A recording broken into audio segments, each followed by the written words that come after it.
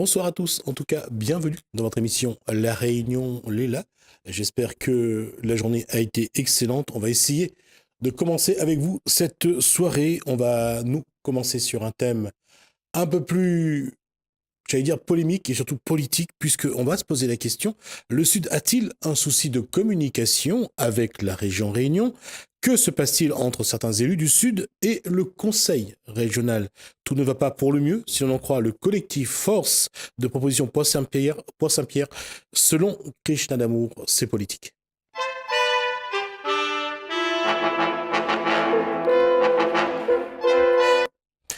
Bonsoir Krishna Damour.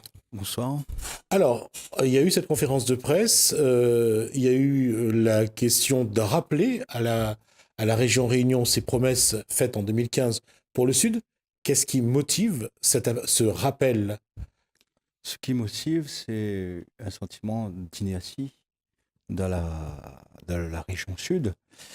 Vous savez, la Réunion est constituée de 5 micro-régions qui ont été mis en exergue notamment lors des dernières régionales. On va juste rappeler que quand on parle de 5 micro-régions, c'est donc bien sûr l'Est, le Nord, l'Ouest, le Sud, et aujourd'hui, on considère que les Hauts est une micro-région. Exactement. Et dans ce cadre-là, un certain nombre de propositions avaient été proposées par la majorité régionale actuelle pour que l'ensemble de la Réunion puisse se développer de manière harmonieuse sans oublier aucune micro-région. Aujourd'hui, nous sommes dans une situation de fait où nous avons le sentiment que le Sud est oublié. Nous avons le sentiment que la région, en tout cas la majorité actuelle régionale, n'a pas encore marqué de son empreinte dans le Sud. Pour l'instant, ce rappel n'est pas réalisé de manière vindicative, mais de manière constructive. Nous souhaitons que l'ensemble des partenaires puissent se retrouver et travailler ensemble dans un souci de cohésion et d'unité réunionnaise. Dans le projet de 2015 de la région Réunion, quels étaient les grands chantiers à mettre en œuvre dans le Sud? Le pilier 7 de la liste Réunion-Nous prévoyait notamment le développement de l'aéroport de Pierrefonds, qui passait par le transfert du fret qui est basé à Sainte-Marie à l'heure actuelle, le transfert du fret vers le sud. Toujours pas transféré.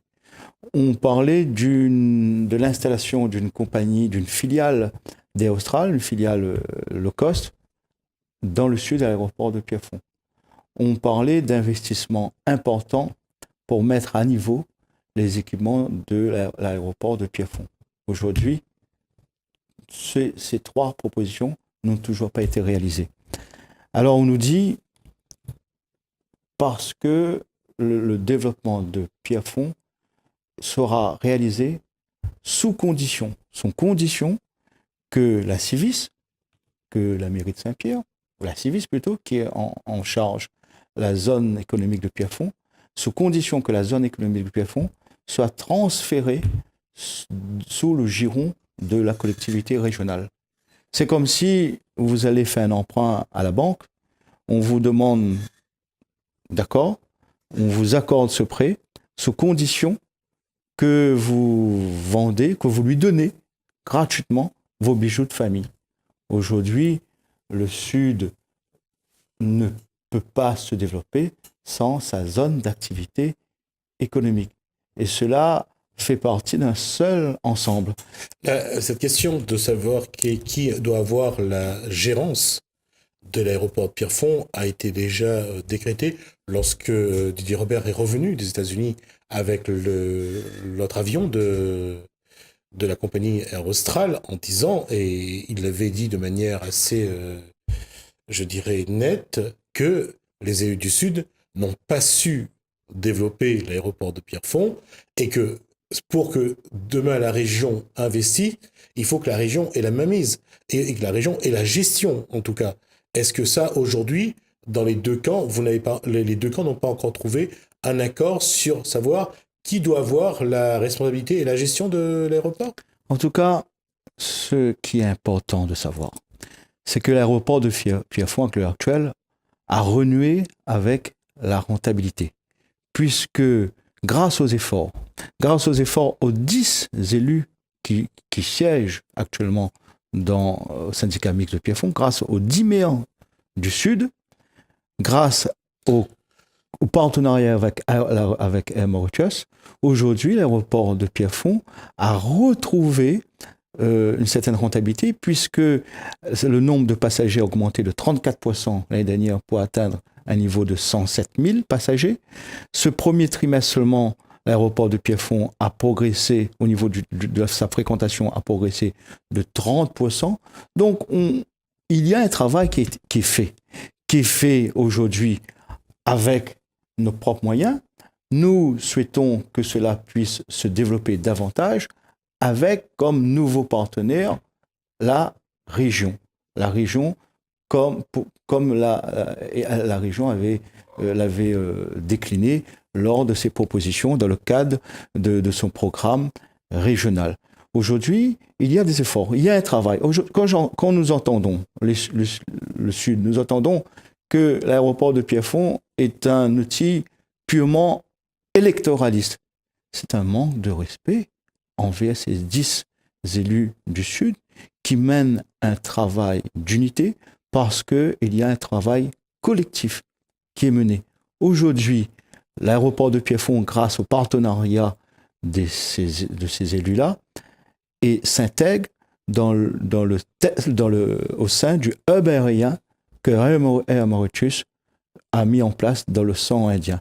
Vous quittez l'aéroport de Pierrefonds, à 30 minutes de l'aéroport de Pierrefonds, vous avez 136 destinations qui sont offertes à l'ensemble de la Réunion, Sud-Est, puisque l'aéroport de Pierrefonds ne concerne pas seulement le Sud-Est, concerne également la population de l'Ouest, grâce à la route de Tamarin, qui permet aujourd'hui d'avoir le regard de l'Ouest tourné vers le Sud.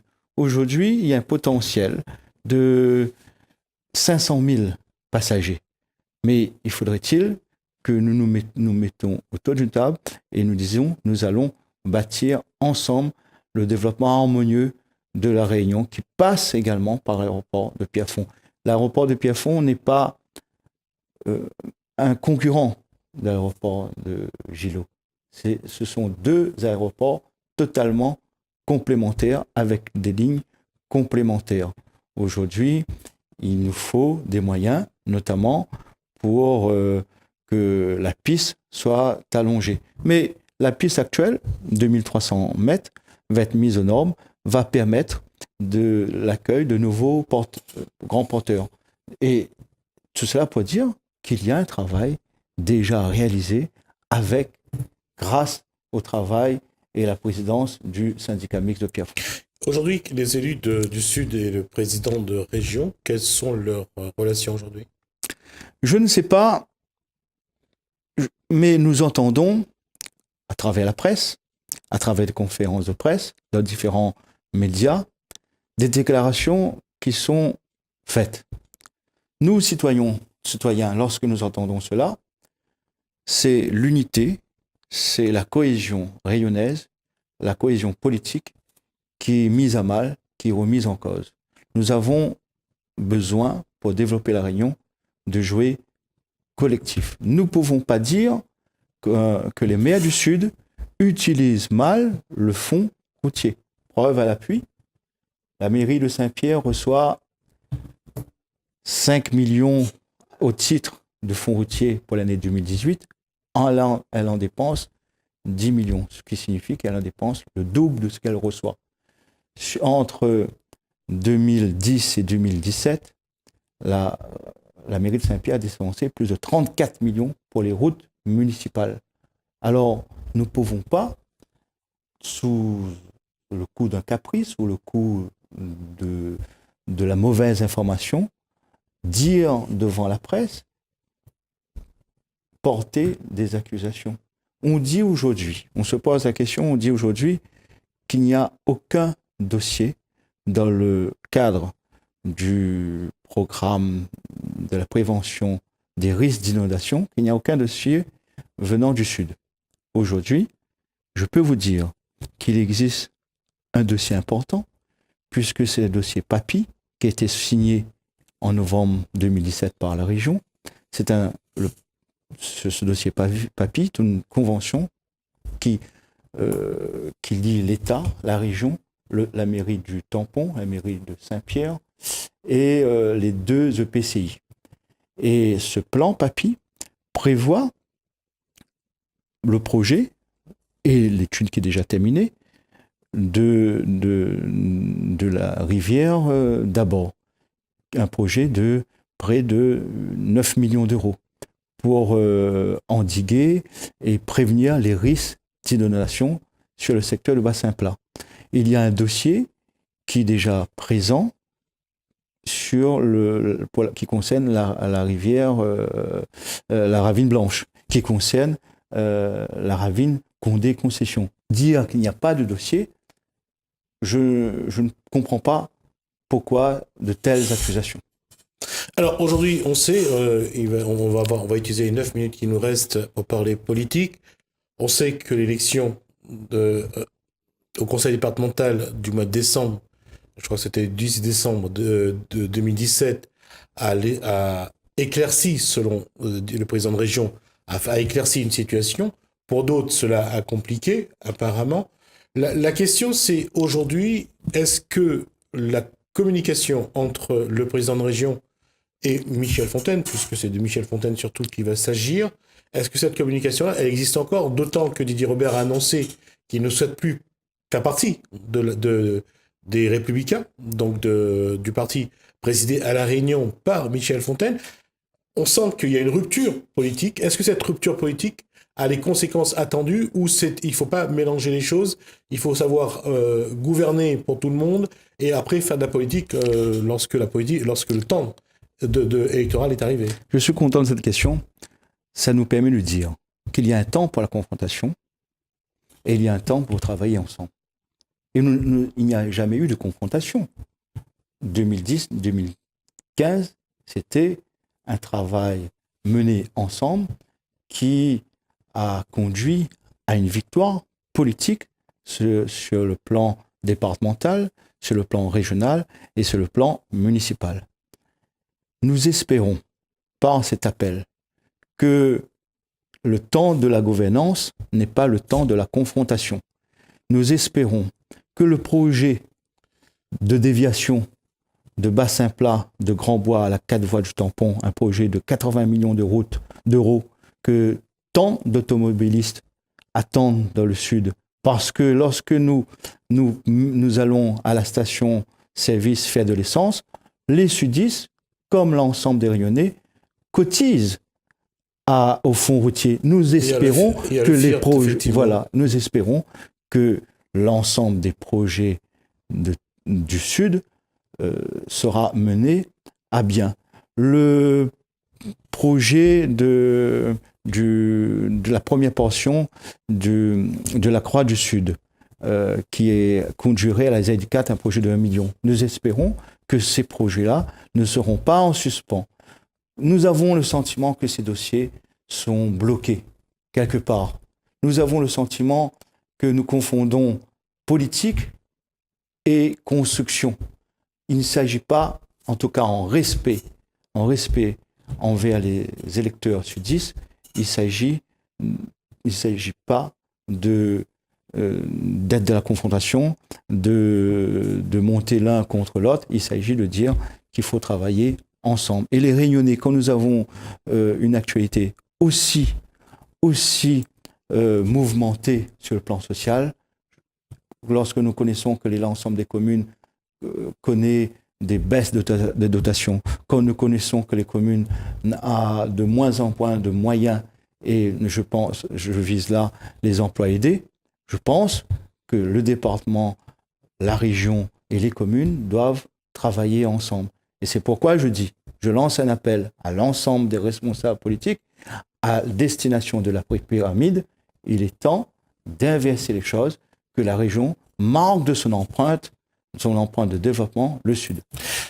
Christian Lamour, vous êtes donc du collectif Force de proposition pour Saint-Pierre. On va essayer d'être un peu plus maintenant, je dirais, direct. On sait qu'il y a une rupture aujourd'hui entre Didier Robert et ce qu'il, lui, il appelle les dinosaures de la politique. Entre autres, bien sûr, Michel Fontaine, on va parler de Slimani, on va monter un Akoun, si on veut aller un peu plus au sud. Il y a cette réalité. La question, aujourd'hui, c'est de savoir comment il pourrait y avoir un rapprochement, sachant qu'on est à 2 ans, moins de 2 ans, de la prochaine échéance électorale, si elle est maintenue en 2020, c'est-à-dire les municipales. Comment, puisque dans chaque camp, on est déjà dans les municipales, Didier Robert prépare ce qu'il veut, c'est un changement, en tout cas que les dinosaures ne reviennent pas en 2020. Les dinosaures, entre guillemets, et là j'utilise le terme employé par Didier Robert, eux, en tout cas, se mettent tout en place pour éviter qu'il y ait un astéroïde qui vienne tuer les dinosaures. La question, elle est simple. Comment peut-il se faire, comment faut-il faire pour que ces deux camps qui préparent les municipales puissent se parler et s'entendre? L'actualité des dossiers les conduiront à parler, à discuter. Je pense à la gestion des déchets. Il faudra trouver une solution cohérente. La gestion des déchets qui apparemment finira par atterrir dans les compétences de la région. Pour l'instant, ce sont les EPCI qui ont la main. On voit que le Sud, la Civis et la CC Sud ont déjà trouvé une solution avec Ileva, enfin trouvé une solution, ont proposé un projet avec Ileva. Il y a un UVE, une unité de valeur énergétique, qui est mise en place. On n'a pas l'impression qu'il y a un travail commun entre aujourd'hui les EPCI, les communes, les EPCI et la région. Est-ce qu'il y a un moyen pour que demain, ça change? Et là, je parle du Sud, bien sûr. C'est l'inertie, encore une fois, c'est l'absence de travail qui feront que chacun devra prendre ses responsabilités. La véritable question à poser, qu'est-ce que nous proposons à nos enfants demain sur la gestion des déchets? Allons-nous laisser nos sols se polluer? Allons-nous laisser nos nappes phréatiques se polluer? Ou allons-nous trouver une véritable solution cohérente? L'UVE, qui est la dernière étape de la gestion des déchets, puisqu'il y aura tout un ensemble d'étapes. Il y aura le tri au maximum, il y aura le recyclage et il y aura le traitement des déchets ultimes à travers l'UVE, qui permettra à terme de se substituer au véritable élément pollueur, c'est le charbon qui provient de l'Afrique du Sud. Et cette énergie dégagée par l'UVE permettra à nos enfants de trouver une île moins polluée, puisque moins carbonieux. Voilà un des dossiers qui fera que l'ensemble des acteurs seront amenés à discuter ensemble. Mais je dis que le Sud, aux dernières élections, a permis à certains d'obtenir près de 45 000 voix. Allons-nous faire abstraction de cela? C'est une mise en garde, Christian Lamour, pour 2021? En tout cas, il faudra que les uns et les autres mettent un peu de l'eau dans son vin, s'il y en a qui boivent du vin. Mais qui boivent de l'eau aussi, mais bon. Ou de l'eau, en tout cas, mettre un peu plus d'eau pour que on puisse avoir une vision beaucoup plus lointaine et non pas une vision électoraliste. Pendant que certains travaillent, d'autres attaquent. Nous ne voulons pas s'insérer dans cette brèche. Nous voulons tout simplement lancer un rappel aux promesses, un rappel qu'il est nécessaire qu'il y ait un développement harmonieux de l'ensemble des territoires, de l'ensemble des micro-régions, et être en rupture avec cette attitude qu'il existe pertinemment une attitude de développement macrocéphale, nord-nord, et le sud, on l'oublie. Merci Krishna Damour en tout cas pour toutes ces informations. On aura l'occasion, j'espère aussi, de recevoir les élus du Sud et j'espère aussi recevoir le président de région pour voir un petit peu aujourd'hui si cette relation entre lui personnellement, Didier Robert et Michel Fontaine peuvent évoluer et bien sûr si ça évolue, ça fera sans doute évoluer bien sûr les relations avec la région Sud. Merci à vous Krishna Damour. Nous